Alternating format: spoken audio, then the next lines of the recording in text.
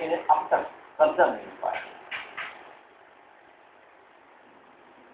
बस्तर के जिला सचिवालय में सरकारी दफ्तरों के चक्कर लगाते हुए ये लोग कोतानी गांव के रहने वाले हैं और पिछले लगभग 35 साल से जमीन की लड़ाई लड़ रहे हैं। दरअसल 1977 में हरियाणा सरकार ने Haryana ceiling and land holding act 1972 के तहत कोतानी गांव के एक बड़े भूस्वामी की लगभग 136 एकड़ जमीन सरप्लस जमीन घोषित की थी और उसे the Haryana utilisation and other area act 1976 के तहत कोतानी गांव के ही करीब 95 भूमिहीन परिवारों में आवंटित कर दिया था और इन भूमिहीन लोगों ने सरकार के पास जमीन की तय किस्तें भी जमा कर दी थी, लेकिन आज 35 साल बाद भी ये जमीन इन्हें नहीं मिली है,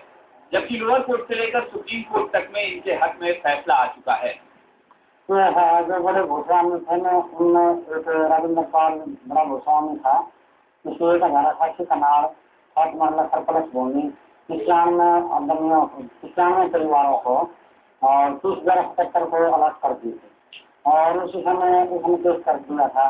30/12/77 को ही और कमिश्नर साहब के पास। उसके बाद 13 को अलॉटमेंट सर्टिफिकेट इशू करके सरकार ने जो किस्त भरवा दी थी। उधर जिला उपायुक्त के मुताबिक इन लोगों को जमीन का कब्जा दिलवाने की प्रक्रिया शुरू हो चुकी है, जिसमें समय लगेगा, जबकि हाईकोर्ट के आदेश के 5 महीने बीत जाने के बाद भी प्रशासन ने अब तक कुछ भी नहीं किया है।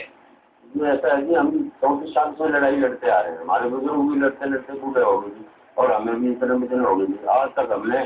सिवाय हरासमेंट के सरकार से और प्रशासन से कुछ नहीं मिला है। 5 महीने हो गए कि हमें केस जीतते हुए और हमने सारी कार्रवाई पूरी कर दी। यहाँ के तहसीलदार साहब ने पूरी कर दी, एसपी साहब ने सारी कंप्लीशन कर दी और खाली यहाँ पुलिस फोर्स का वहाँ पर वो करना था कि वहाँ फोर्स कब भेजी जाए तब तक कर दिया, खाली यही कब किया जाए और कुछ नहीं। यहाँ के डीसी साहब हमें हरासमेंट कर रहे हैं, दिन रात यही कहते हमारी प्रोसीडिंग जारी है, कुछ कानूनी प्रक्रिया बाकी है।